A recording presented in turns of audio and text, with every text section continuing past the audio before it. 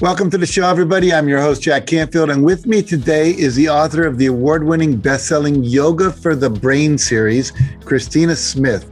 Now, Cristina's profound philosophy and her fun puzzle books, which are, when you say puzzle books, it sounds like, these are really profound. We'll talk about that a little bit. They have helped thousands of people achieve more health and happiness through the power of positive play. So welcome to the show, Cristina. Thank you, Jack. It's an honor to be here with you. So we were talking before we came on air. I was talking to you more about your Yoga for the Brain books, and you showed me one, and you showed me a puzzle, which was a word search puzzle, which blew my mind in terms of there's like layers of it. How did you come up with the Yoga for the Brain series? Let's start with that. Maybe explain a little bit about it. Well, the Yoga for the Brain series came up kind of by accident. It's like so many great ideas, right? Mm-hmm. I was traveling a lot a few years ago, like many of us were. And I was on my fourth or fifth trip that month and on the airplane, and I was out of things on my Kindle. And so in true desperation, I had read the magazines and I looked at the Sudoku, and Sudoku was not something I was into, but I was desperate. So I tried it. I thought I would be horrible. And guess what? I was. So I got off the airplane. I was visiting my brother in Denver, and he is like a brilliant retired technologist, and he creates puzzles and games for fun. So I said to Rick, I bet you're really good at Sudoku. And he says, yep, I am. And of course, I smiled and I said, well, I'm not. You think that's something I could learn? So I went to his house for the visit, and he printed out some Sudoku puzzles for me. And honestly, I was not any better on the ground when I was in the air. So by the time I left Rick's place, I was in the security check line, and I made a vow to myself. I've taught myself how to do many impossible things before, so surely I could teach myself how to play Sudoku. So by the time I was out of that line, I vowed that I would walk into the airport bookstore and buy a book of easy Sudoku puzzles to learn with. A month or two later, I was working on my Sudoku puzzles, and I wasn't really very good, but I was getting a little better. And then the most amazing thing happened. As I was doing the puzzles, these kinds of inspirational messages or truisms or quotes would come to me while I was doing the puzzles that, had to do with the puzzle, like, a good eraser is essential in life. So they're kind of double meaning metaphors. So they kept coming and coming, and I getting better and better at Sudoku. And by the time I was halfway through this book, I realized that what they say about doing puzzles, especially Sudoku puzzles, was true. It does enhance your brain. It had enhanced my logical skills. It had engrossed and enhanced my spatial visual awareness. I realized I was seeing pattern recognitions more clearly. And I got, oh my goodness, I've tried writing books for years and years. I'd been a freelance writer my entire career, and I was writing a lot of articles. So articles were easy, but I could never complete a book. So I said, maybe this is the answer. So I called up my brother, Rick, and I said, are you sitting down? And I said, okay. I said, I figured out what book I'm going to write. And he said, what? Because he's heard this a number of times. I said, a Sudoku book. And there was dead silence. And I said, I want you to help.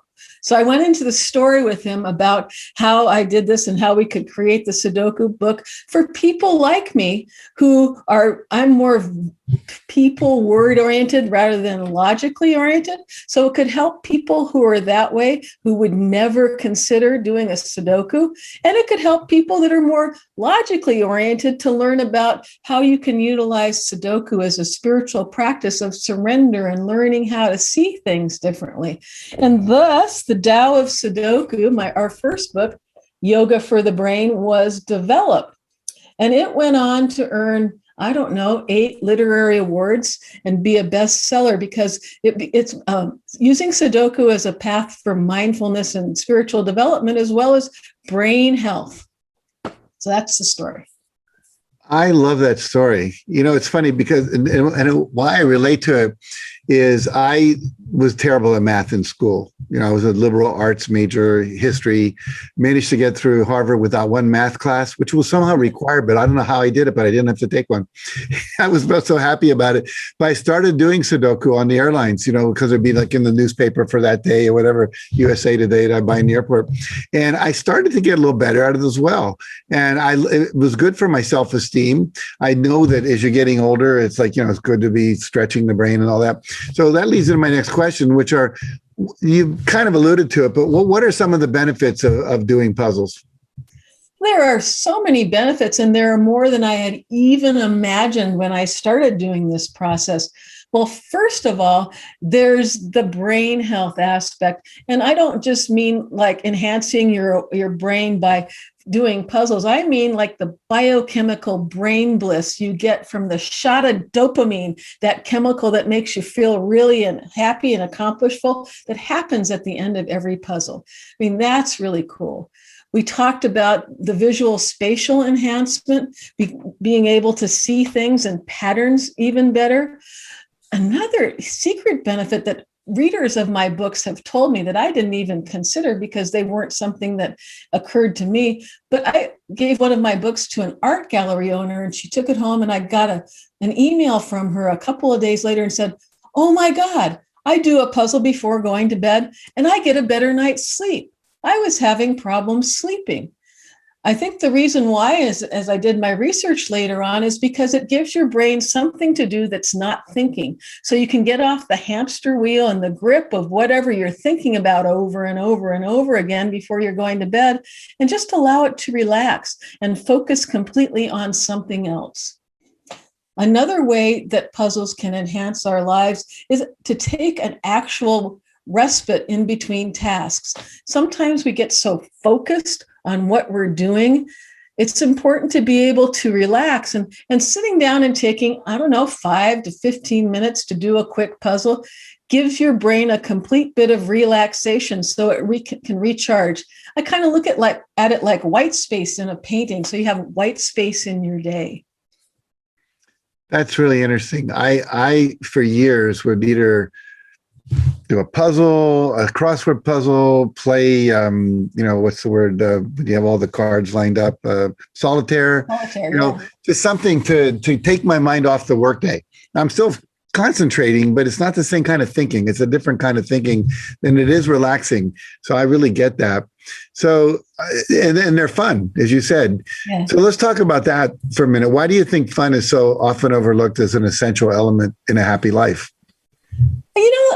I kind of don't get it, but as I've been thinking about it and contemplating about it, we all have different ideas about fun, though a lot of social media and all of the media is trying to convince us of what we should think is fun. And honestly, a lot of us don't find that is fun, whatever the media is trying to tell us. What I believe is that we each have our own individual ideas of what's fun for us. What's fun for me may or may not be fun for you, Jack, or fun for anyone else. And a lot of times I really feel like fun is tied to our purpose. When we are doing something that is in alignment with our purpose and our beliefs and the things that make our hearts sing, then that's fun. And it may not look like fun to anywhere else. So I think fun has been put into a box. And if we're not inside the box, which has been described, then somehow we feel like we shouldn't be doing it because it's not what people say is fun. I also think that fun changes for each individual over time. What do you think, Jack? Oh, I think that's true too. I think the things that were fun for me when I'm younger are not the same things that are necessarily fun now. I love reading. I'm playing ping pong a lot with my wife, that's real fun to me. But I love writing. I love doing workshops. I love coaching people. I love someone bringing me a really challenging problem and being able to help walk them through that and help them discover the solution inside themselves. And someone else will go, oh my God, that's work. Or I'd be so afraid that I wouldn't say the right thing. And to me, it's like playing tennis. It's like the ball's coming over. I got to hit it back. Is it in there? Let's see. And it's really it's a thrill for me to do that. And then fun playing with my grandchild. That's not a fun thing I had earlier in life, or even talking to him, counseling him. Just yesterday, he was talking about his birthday's coming up, and he was saying, I'm really excited about being 8. And why not? Well, it means my life's getting shorter. I like life. I don't want it to be over soon. I'm thinking, you're 8 years old, but he's already thinking about how much he loves life and how much that's an issue for him. And walking him through that conversation was both interesting, perhaps challenging, and definitely fun as well. So absolutely. I want to talk about you. Before we came on air, I asked you about one of your books, and you held it up and you showed me a word search. And I loved it because it wasn't just like, and I used to love to do those word searches, and I never really was a dopamine hit I was getting when I got them all right. I would look and turn it upside down, whatever. But I used to love to do that. And you've got one, for example, where all the words are positive. And I know from studying psychology, just looking at a positive word like joy or love, just looking at that word actually has an impact on your consciousness and your joy, or whatever the word is. But you shared something which was amazing, which I did not know. Once they finish all the words, all the letters that are not circled, I'm going to let you answer it. Tell us what that was. That was so cool. Well, my latest 2 books contain different positive stories.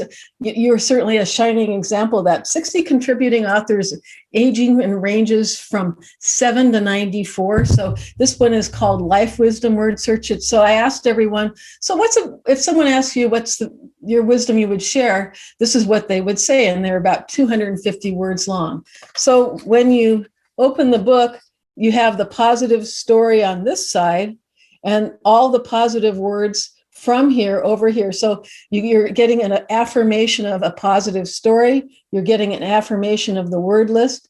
Then as you find the word, you have that word in your consciousness. Then when you've found all the words on the word search grid, the letters remaining form a secret message that you decode over here that is a positive affirmation. So really you get 4 rounds of positive affirmation and enhanced consciousness in one puzzle. And this formula is something that my brother, Rick, who I write my books with, he's the puzzle master, and he came up with this whole way of putting it together. Wow. The Da Vinci Code for mindfulness. I love it. Yeah. It is very cool. Now, you're offering a free sample of Life Wisdom Word Search. That's almost like a tongue twister. I'm going to say it again. Life Wisdom Word Search, Yoga for the Brain. Where can people get that? Where do they go? They go to www.yogaforthebrain.com. Okay, very simple. And they can find out about all your books and everything else that you do there. Yeah, wow, that's great. They're all on Amazon and at bookstores everywhere, and all on the website. I'm so excited. And I think if you're watching this, you should be excited too. It's like finding a whole new, when I find a new author, I read all their books. Like I go back like 9 novels they wrote. I think I'm going to be going through every one of your books and doing all these things. And I'm excited about having discovered this. So thank you very much for joining us today, Cristina. Thank you so much, Jack. I really appreciate it. And thank you for all you do and all of the positive messages and impact you've had on the world. Well, thank you for that. And you're very welcome. And thank you for watching today, everybody. And please make sure to join us again next week. We'll have another guest that can help you create a more joy-filled and meaningful life, and maybe solve some of the puzzles of your life by going into a puzzle book. So make sure you go to her website, get that free download, and have some fun in life. And we'll see you next week. Until then, have fun, take care, be safe.